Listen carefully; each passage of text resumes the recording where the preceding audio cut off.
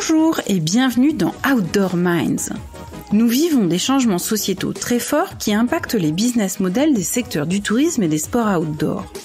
Nous assistons à des rebonds fascinants que les leaders savent anticiper pour les transformer en opportunités. Dans cette série d'entretiens, nous voulons partager les parcours, les expériences et les visions des plus grands esprits qui font l'outdoor d'aujourd'hui et de demain. C'est la rencontre d'Armelle Solélac, spécialiste en stratégie de marque et de responsabilité sociétale des entreprises, et d'Ariane Favier, experte du capital immatériel des entreprises et des marques, qui a donné naissance à ce podcast. Pour cette 4e saison, avec nos invités audacieux, nous allons parler du nerf de la guerre, l'argent. Et oui, comment se financent les entreprises et les organisations des secteurs du tourisme et des sports outdoor ? Quels sont leurs freins ou leurs difficultés ? Quelles sont leurs techniques et les meilleures pratiques pour lever des fonds ? Allez, c'est parti pour une nouvelle rencontre inspirante. Aujourd'hui, nous avons le plaisir de recevoir Chloé Guilfoyle. Chloé est déléguée générale de FBA, Femmes Business Angels. Bonjour Chloé. Bonjour. Merci d'être avec nous Chloé. Alors pour démarrer cet épisode, est-ce que tu peux nous parler de ton parcours académique et également de l'ensemble de ta carrière professionnelle jusqu'à aujourd'hui chez FBA, s'il te plaît? Avec plaisir. Déjà, merci à toutes les deux de me recevoir sur le podcast. Pour me présenter rapidement, donc je suis Chloé Guilfoyle, j'ai 29 ans. Je suis franco-irlandaise et donc j'ai fait des études en droit des affaires. Donc je suis diplômée en France et au UK et je me suis spécialisée plus en détail sur le droit maritime, qui était un domaine qui me passionnait. Et suite à mes études, donc j'ai intégré un cabinet de conseil en tant que juriste en droit des affaires, dans lequel j'ai été pendant 4 ans. Et suite à ça, donc j'ai eu une expérience entrepreneuriale. J'ai été à la tête d'une entreprise qui s'appelait Spot & Travel, qui était une start-up dans le tourisme, avant de rejoindre là en juin 2023 Femmes Business Angels, qui est le premier réseau de femmes investisseuses en France et en Europe. Alors justement, est-ce que tu peux nous parler un peu de Femmes Business Angel ? Quelle est la proposition de valeur ? Et peut-être aussi un peu l'histoire de ce réseau. Oui, alors Femmes Business Angels, en fait, c'est des femmes investisseuses, donc c'est des particuliers qui souhaitent s'impliquer dans l'innovation et qui ont décidé de financer des startups en phase d'amorçage. Donc c'est des startups qui ont déjà une solution, un service qui a été commercialisé. Et aujourd'hui, ce réseau-là, ça représente environ 200 femmes aux profils et aux expertises très variés. Et notre rôle au sein de l'équipe opérationnelle que je dirige est de sourcer les prochaines pépites en France à présenter du coup à nos investisseuses. Et donc c'est à la fois un accompagnement financier parce que elles investissent dans ces startups, mais aussi humain. Elles vont justement mettre à disposition leur réseau, leur expertise pour aider le projet à se développer. Et en fait, l'association va avoir 20 ans l'année prochaine. Et elles ont été donc précurseuses sur pas mal de sujets à l'époque. Et en fait, elle a été créée, cette association, par plusieurs femmes qui ne se sentaient pas écoutées dans les comités d'investissement un peu classiques. Et donc, elles ont créé leur propre réseau. On voit qu'aujourd'hui, il y a une faible part encore de business angel femmes en France. Elle représente à peu près 15%. Et donc, notre rôle, c'est de continuer à la fois de faire de l'éducation à la finance pour pouvoir justement permettre aux femmes de gagner en autonomie financière.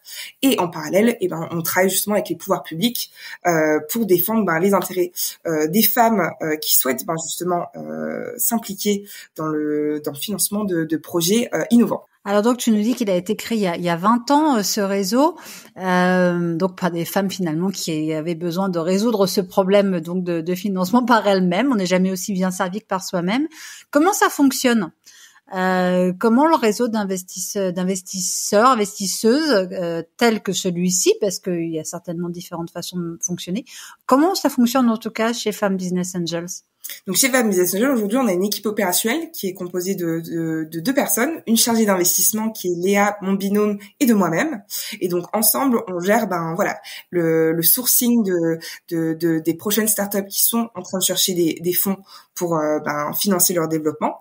Et moi, je m'occupe aussi de tout ce qui est recrutement des investisseurs, de représentation du réseau. Et après, voilà, tout ce qui est gestion administrative, des finances, de la communication un peu générale. Donc un peu chef d'orchestre du réseau. Et en fait, cette équipe opérationnelle est aussi accompagnée d'un conseil d'administration qui va justement, avec qui on établit la stratégie de l'association. Et pour un porteur de projet qui cherche à lever des fonds, c'est assez simple. On a un formulaire qui est sur notre site internet à remplir. Vous rentrez et ensuite, voilà, on prend contact avec vous pour prendre le temps de vous écouter et de comprendre votre projet. Et ensuite, ce projet est présenté à nos investisseuses qui décident ou non donc de mettre leur propre bille sur le projet. Alors du coup, ouais, dans cette question sur le fonctionnement, est-ce que tu peux préciser si vous fonctionnez en club deal ou si vous fonctionnez comme un fonds d'investissement ou si chacune investit de son côté, mais par contre on vous a présenté des dossiers que vous avez sourcés et puis voilà, je te laisse nous dire comment ça fonctionne. Alors le fonctionnement est assez simple. Aujourd'hui, Femmes Business Angel, c'est un réseau de business angel. Un business angel, en fait, c'est un investisseur providentiel, comme on pourrait l'appeler. Et en fait, elles décident elles-mêmes. Donc c'est une partie de leur patrimoine qu'elles souhaitent allouer justement dans le développement de start-up. Et donc elles décident toutes individuellement de mettre un ticket sur la table pour aider la start-up. Les tickets, ils vont de combien à combien à peu près ? Donc en moyenne, par levée de fonds, par start-up, ça représente environ une moyenne de 100 à 150 000 euros. Mis bout à bout, mais ça veut dire que vous avez par investisseuse, c'est quoi ? C'est 5 000 euros, 20 000 euros, 50 000 euros ? Alors le minimum d'investissement chez nous, c'est de 10 000 euros par ticket. Et du coup, vous adressez aussi bien des levées de fonds de pré-seed, seed, vous allez jusqu'à la série A ou comment ? C'est quoi vos limites ? Notre thèse d'investissement, donc on finance tout type de start-up en phase d'amorçage. Donc ça va du pré-seed au seed. En gros, c'est pour une levée entre 200 000 et 2 millions d'euros. Donc, souvent, justement, on se met en réseau avec d'autres réseaux ou d'autres club deals pour finaliser justement le tour de table. Donc on travaille en collaboration avec pas mal d'acteurs dans l'écosystème. Et ensuite, donc voilà, tout le cheminement, on va faire l'analyse, on va faire l'audit du dossier avec le porteur de projet, lui poser toutes les questions pour connaître plus en détail. Et les conditions, c'est que il faut qu'il ait une preuve de concept qui ait été validée, qu'il ait ses premiers clients et des chiffres qui montrent une traction. Mais il faut noter que les femmes investisseuses investissent dans tout type de projets, à la fois portés par des femmes, mais aussi par des hommes, et que comme on a une diversité de profils dans nos femmes investisseuses, on n'a pas de secteur de prédilection. On investit absolument dans tous les secteurs. Donc vous avez une thèse dite agnostique, comme on dit dans le métier. Pour toi, en tant que délégué général, comment fonctionne ton quotidien professionnel ? Donc mon quotidien est assez multicasquette. Je suis le chef d'orchestre de l'association qui cherche justement à se professionnaliser. Beaucoup étaient gérés par des bénévoles auparavant. Et voilà, moi je suis arrivée aussi pour essayer de restructurer un peu mieux ce réseau. Donc je peux faire pas mal de parallèles avec mon ancienne vie de chef d'entreprise. C'est que on a à la fois une vision très très macro, de réfléchir à une stratégie long terme, qu'est-ce qu'on cherche à défendre, là où on souhaite justement s'impliquer, et aussi plutôt micro sur la gestion du quotidien. Le développement de partenariats, aller chercher les prochaines startups qui seront à financer et aussi justement de recruter des membres. Et quand tu vas les chercher, justement, tu procèdes comment ? Tu sources comment, si c'est pas indiscret et confidentiel? Non, pas du tout. Donc, on a 3 façons d'aller justement recruter nos membres. Déjà, faire parler de nous en étant impliqués sur des événements, sur des webinaires, des podcasts, pour aussi montrer que on existe. On va avoir aussi beaucoup de membres qui sont au sein du réseau qui vont faire de la cooptation, enfin qui vont trouver justement des potentiels futures investisseuses. Et en fait, nous, ce qu'on essaie de créer aujourd'hui, c'est que les entrepreneurs qu'on finance aujourd'hui seront sûrement les investisseuses de demain. Donc, c'est créer aussi une forme d'affect, en fait. Exactement. Et après, voilà, on passe par un réseau de partenaires aussi qui nous met en relation. Voilà, nous, on a vraiment de tout dans notre réseau, que ce soit des ex-chefs d'entreprise qui ont revendu leur structure, des cadres dirigeants, mais aussi des professions libérales. Voilà, c'est assez vaste. Dans le cadre de vos due diligence, c'est-à-dire tout ce qui permet d'étudier un dossier avant de dire si oui ou non on va le financer ou pas, est-ce que vous avez un framework, c'est-à-dire un cadre d'analyse commun, ou est-ce que c'est plus au feeling? Comment ça se passe? Donc toute l'analyse du dossier chez nous est faite par des analystes spécialisés justement sur ces sujets-là. Donc ils vont faire une analyse de la solution, comment ça marche, à quoi ça sert, d'analyser un petit peu le BP. Mais en fait, comme on est vraiment à un stade assez précoce justement du projet, là où elles vont faire beaucoup, où elles vont prêter attention, c'est sur l'équipe. C'est la diversité des compétences. Est-ce que l'équipe est en capacité de porter le projet qu'elle nous présente? Voilà, on va beaucoup écouter le porteur de projet. C'est important de rappeler à nos auditeurs que quand on est en phase pré-seed et seed, en fait, les entreprises, elles sont très jeunes et que finalement, on a souvent peu de recul sur les chiffres et que la différence, elle va se faire vraiment sur la personnalité des porteurs du projet, des chefs d'entreprise, des équipes à proprement parler, et leur capacité à la fois attirer des talents qui vont constituer des équipes très efficaces, mais aussi à bien comprendre le marché sur lequel ils évoluent, à bien comprendre la valeur ajoutée de leurs solutions, et éventuellement à être capable de se retourner, de faire des pivots si jamais on se rend compte qu'il y a des ajustements à faire parce que le projet d'origine était peut-être pas si en phase avec le marché. Exactement. C'est vraiment tous ces critères-là où on va faire attention. Donc voilà, exactement sur l'étude du marché, la concurrence également, potentiellement les premiers clients qui sont dans leur pipe, et ensuite leur stratégie de financement. Parce qu'il n'y a pas que la levée de fonds pour aller justement accélérer son projet, que ce soit pour du recrutement, que ce soit pour du développement commercial. Il y a aussi d'autres solutions de financement que la levée. Et en termes de challenge, parce que ça fait beaucoup de missions, c'est quoi les challenges que toi, tu dois relever au quotidien qui sont, en tout cas pour toi, à ton sens, les plus importants? Alors moi, j'ai un enjeu aujourd'hui au niveau du réseau Femmes Business Angel de professionnaliser, de moderniser. Moi j'ai pu échanger avec pas mal d'entrepreneurs, mais aussi d'investisseurs sur les points de friction qu'ils pouvaient connaître. Donc nous aujourd'hui, on a un gros rôle à jouer là-dessus. Ensuite, ça va être de mieux qualifier, de mieux accompagner les porteurs de projets déjà tout au long du process, leur faire du feedback, pouvoir justement les aider à mieux cibler ou à réorienter leur projet si besoin. Et aussi post-financement. C'est une fois que tu as levé des fonds, c'est l'histoire qui commence entre guillemets. C'est comment justement on les accompagne pour que leur projet ait toutes les chances de réussite. Et enfin un autre sujet sur lequel moi je suis en train de travailler aujourd'hui, c'est de consolider le réseau Femmes Business Angel. Aujourd'hui, on est le premier et le plus gros réseau en France et en Europe. Donc là aujourd'hui, ça va être aussi de pouvoir inciter de nouvelles personnes à rejoindre le mouvement. Et d'aussi de porter le discours tout simplement de féminiser son actionnariat. Quels sont les avantages justement d'avoir des femmes investisseuses à son board.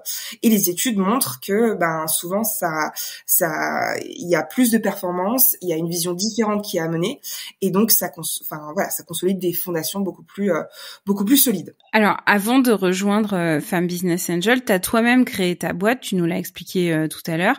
Dans ce cadre-là, tu avais conduit une levée de fonds. Est-ce que tu peux nous parler un peu de cette aventure qui fait que du coup, tu es aussi hyper légitime dans ton métier parce que c'est beaucoup plus évident d'aller sourcer des entrepreneurs et des bons entrepreneurs quand soi-même on l'a été. Oui, et je pense que c'est un petit peu justement l'objet aussi de mon recrutement, c'est que j'ai eu cette vision entrepreneuriale. J'ai été donc chef d'entreprise pendant 3 ans à la tête d'une start-up qui s'appelait Spot on Travel. Ça a été une aventure très riche. On a pu faire plein de choses, j'ai appris énormément de cette expérience-là. Et en fait, donc nous, on a décidé d'accélérer très rapidement, de lancer un produit directement sur le marché pour montrer qu'on avait de l'intérêt à développer notre solution, ce qui a été le cas. Et en fait, en fin d'année dernière, moi, je lance une levée de fonds en seed. Pour accélérer notre développement, pouvoir recruter, pouvoir développer notre tech un peu plus poussé.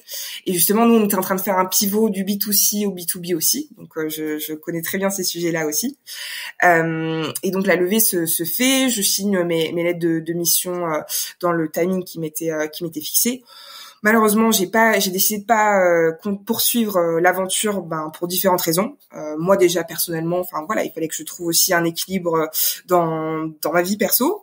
Et à côté, professionnellement, c'était de comprendre que j'étais pas forcément alignée sur nos objectifs de vie avec mes deux autres associés et de se dire est-ce que ça vaut vraiment le coup de faire rentrer des actionnaires aujourd'hui, sachant que on n'était pas forcément alignés sur la stratégie à long cours de la structure.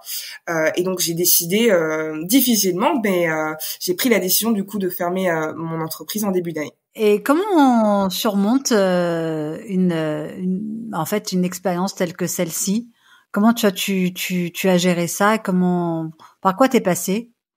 En fait, c'est vrai que comme on s'était organisé nous dans ma structure, c'était de se dire que moi en tant que CEO, j'allais être sur le devant de la scène pour lever des fonds auprès des actionnaires. Pendant ce temps-là, que mes deux associés du coup géraient l'opérationnel, le quotidien. Alors déjà un premier point, c'est lever en solo, c'est compliqué. On fait énormément d'entretiens avec différents business angels, des fonds, et c'est vrai que souvent on ne sait pas si on a réussi, s'il y a eu des choses qui n'ont pas été comprises, et de pouvoir au final confronter ça avec quelqu'un de son équipe, c'est toujours mieux. Et ce que aussi on nous l'avait dit aussi avant d'aller lever des fonds, c'est que forcément il y a un peu une perte de dynamique dans le développement tech commercial parce que on est concentré sur justement aller trouver du carburant pour continuer à avancer.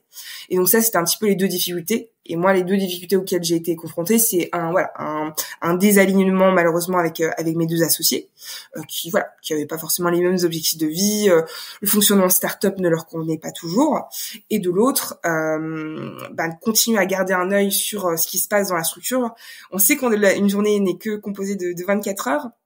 Mais ça va être comment prioriser tout cela pour garder un œil sur ce qui se passe en interne. Quel conseil conseil au singulier ou au pluriel d'ailleurs, est-ce que tu donnerais à quelqu'un qui voudrait faire une levée de fonds et je te pose la question à la fois qu'ancienne leveuse de fonds et maintenant que t'es passée de l'autre côté de la barrière. Alors mes conseils que je donnerais à quelqu'un qui voudrait faire une levée de fonds, c'est déjà d'anticiper, même avant la levée. Une fois que dans ta roadmap, tu sais que tu vas aller lever des fonds, c'est de commencer tout de suite à créer des premiers contacts, à parler du projet, à commencer justement à instaurer potentiellement une relation de confiance avec de potentiels futurs investisseurs, leur montrer quelles sont les prochaines étapes et quand est-ce que potentiellement tu vas les ressolliciter une fois que tu commences ton tour de table. Ne pas hésiter non plus une fois que des entretiens sont faits à relancer, à demander du feedback. Peut-être que c'est juste pas la bonne personne parce que en fait c'est ça qui est important dans le choix de ces investisseurs, c'est un matchmaking, c'est une opération de séduction, c'est trouver la bonne personne pour intégrer ta boîte. Donc c'est aussi faire attention au profil d'investisseur que tu veux faire rentrer chez toi. Et ensuite c'est de rester agile, d'adapter ton discours, ta présentation en fonction de la personne que tu as en face. Donc ça demande quand même pas mal de recherche en amont. Et après du côté maintenant je vois du côté investisseur comment ça se passe. Là par exemple chez Femmes Business Angel, on reçoit à peu près 2000 dossiers par an. Et donc il faut apprendre à être concis, clair et concret. Aussi je pense qu'il est important, c'est aussi se mettre à la place des business angels. C'est voilà, madame et monsieur, enfin tout le monde, et qui veulent aussi entreprendre par procuration. Et ce qui les intéresse et pourquoi ils mettent leur argent sur la table, c'est aussi de faire partie d'une aventure humaine. Donc c'est aussi important de leur donner des perspectives. Si tu regardes un peu dans le rétroviseur là sur ton parcours qui 29 ans est quand même assez dense, c'est riche. Est-ce que tu as commis ce que tu qualifierais de grosse bévue, grosse erreur, mais dont il ressort toujours quelque chose de très positif? Et justement, qu'est-ce que tu en retiens? Alors, moi, quand j'avais lancé le projet, je l'ai lancé juste post-Covid. Donc, j'ai décidé justement pour diminuer mes coûts de lancer mon projet entrepreneurial à distance. Donc, toutes mes équipes étaient un petit peu justement travailler de chez elles avec une totale autonomie. Et avec du recul, d'avoir d'être à un stade justement d'un projet entrepreneurial aussi naissant, au final, d'échanger au quotidien, il y a pas mal de non-dits qui se font par visio. Enfin non, il y a pas, du coup c'est l'inverse. Oui, en fait c'est ça, c'est le présentiel a été manquant et la visio n'était pas suffisante pour dénouer les tensions, que l'expression des besoins de chacun ou des questionnements puissent circuler librement. Exactement. Voilà, on se dit des choses autour de la pause de café qu'on se dit pas forcément voilà sur une réunion en visio. On est très plutôt orienté objectif, problème et des fois voilà, on peut passer à côté de certaines frustrations ou autres. Donc voilà, moi je dirais que ma plus grosse erreur c'est pas avoir été assez à l'écoute de mes associés, de mon équipe par rapport à leur quotidien mais aussi par rapport à leurs objectifs de vie. À contrario, est-ce que tu as eu des très grandes satisfactions ou des accomplissements dont tu es particulièrement fière? Lancer un projet entrepreneurial sans avoir forcément de réseau ou fait de grandes écoles, ça a été plutôt une grosse fierté, de montrer que peu importe d'où on vient, si on se donne les moyens, on peut y arriver. Après, moi, ce que je voulais souligner aussi, c'est que c'est hyper important de se faire bien accompagner. Moi, j'étais avec un incubateur, mais j'avais aussi des mentors qui m'aidaient justement à réorienter ou à me garder motivée quand il y avait des coups un peu de mou. L'autre aspect où j'étais assez fière, c'est d'avoir commercialisé 2 produits en moins d'1 an et de faire déjà du chiffre d'affaires, donc de montrer qu'il y avait un intérêt et une communauté qui est prête à nous suivre aussi. Donc, j'ai sorti une application et un livre avec Larousse qui nous a fait confiance là-dessus. Et sans cette expérience-là, voilà, j'en serais pas là aujourd'hui. Donc je pense que c'est important de continuer à ouvrir des portes, continuer à poser des questions. On sait jamais, voilà, ce qui peut arriver.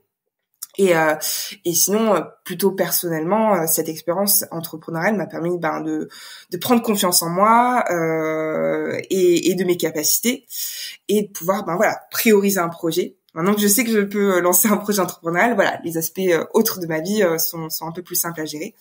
Et ce qui est hyper important, c'est voilà de continuer à avancer, à rebondir. La vie est pas un long fleuve tranquille et il faut rester curieux et pas vouloir forcément se laisser enfermer sous une étiquette ou dans une boîte quoi. Et justement, tu parlais du fait que tu étais accompagnée, qu'il y avait tes mentors. Est-ce qu'il y a un conseil, alors ça peut être un conseil même familial ou d'un conseil d'un mentor, qu'on t'ait donné à un moment donné et qui t'a marqué quelque chose ou vraiment c'est ton leitmotiv aujourd'hui, c'est un peu ta boussole, ton cap? Très bonne question. Il y a eu plein de conseils forcément à différents stades. C'est vrai que des fois, j'ai beaucoup entendu s'il y a un doute, il y a pas de doute, et des fois, ça t'aide à trancher aussi certaines décisions qui sont plus difficiles. Je dirais que le meilleur conseil qu'on m'ait donné, c'est mon oncle qui est du coup entrepreneur en Irlande, avec qui j'ai beaucoup discuté de mon projet, de la façon dont la tournure qu'il prenait. Et des fois, il faut savoir dire stop. Et des fois, c'est pas une décision simple quand on a son petit bébé qu'on est en train d'essayer de faire grandir. Mais il faut prendre en compte justement, tous les facteurs aux alentours pour se dire est-ce que je vais droit dans le mur ou est-ce que il faut que je m'accroche et que je continue à avancer. Et si c'est pas cette fois-là, ça sera peut-être la suivante. Et en fait, je pense que ce que j'ai retenu de cette expérience-là, c'est qu'il n'y a pas de fatalité. Est-ce que tu aurais un conseil de livre ou de doc ou de je sais pas quelque chose qui t'a marqué, que tu as lu, que tu as vu sur le sujet justement des levées de fonds ou le business et que tu pourrais recommander à nos auditeurs? Avec plaisir. Donc voilà, j'ai lu quand même pas mal de choses parce que voilà, d'être au courant de ce qui se passe, de l'actualité aussi est importante. On voit ce qui se passe aux États-Unis aujourd'hui avec la conjoncture économique, les valorisations de startups qui dégringolent. Donc c'est important aussi de voir ce qui se passe dans le monde. Donc déjà, je pense suivre l'actualité, c'est hyper important. Un livre qu'on m'a recommandé, que j'ai trouvé vraiment instructif sur le process de levée de fonds, parce que je n'ai pas du tout de ce milieu-là, donc il a fallu que j'apprenne. C'est un bouquin qui s'appelle Venture Deals de Brad Feld. Bon, il est en anglais ce bouquin-là, mais du coup, ça t'explique vraiment d'un point de vue justement d'un fonds ou d'un BA comment ça se passe de leur côté. Et je trouvais ça très très intéressant. Donc ça c'est pour la partie levée de fonds. Pour la partie plutôt business, je viens de finir un livre qui s'appelle Reinventing Organizations, qui est une pépite pour moi pour repenser le management. En gros, il explique qu'on arrive à une fin d'une ère où le management était très à la course au profit. Et là justement, ça permet de donner une autre dimension au management, vachement moins axé sur l'ego, beaucoup plus sur le bon sens. Et j'ai trouvé ce livre très instructif aussi. Et sinon, ce qui m'a pas mal soutenu pendant ma levée de fonds, c'est que j'ai beaucoup aimé regarder des séries sur des fondateurs de startups, et notamment il y en a 2 qui m'ont bien marqué. C'est la série sur le fondateur de Uber et la série sur la fondatrice de Theranos. Il y a aussi une série assez géniale qui s'appelle How to Make It in America, qui est hilarante et très très bien faite sur justement des personnes qui créent leur boîte à New York. Pour Reinventing Organization, c'est de Frédéric Laloux pour ceux qui aimeraient pouvoir le lire. Merci beaucoup Chloé Guilfoyle, déléguée générale de Femmes Business Angel, d'avoir été notre invitée. Voici les points clés à retenir de cet épisode. Le premier, c'est que pour réussir son projet entrepreneurial, il est indispensable d'aligner sa vie personnelle avec ses objectifs professionnels et d'aligner tout ça avec son ou ses associés pour éviter le désalignement qui peut être fatal sur le plus long terme. Le deuxième point, c'est que pour bien lever des fonds, il faut anticiper au maximum vos prises de contact avec les investisseurs, qu'ils soient angel ou qu'ils soient VC. Et il faut aussi bien adapter son discours en fonction des personnes qu'on a en face. Les VC ont pas les mêmes attentes que des angels et leur niveau de sensibilité n'est pas le même non plus. Donc il faut être clair, concis et très efficace dans son discours. Le troisième point, c'est que être bien accompagné est un facteur de réussite important quand on entreprend. Choisissez donc bien vos partenaires avec soin.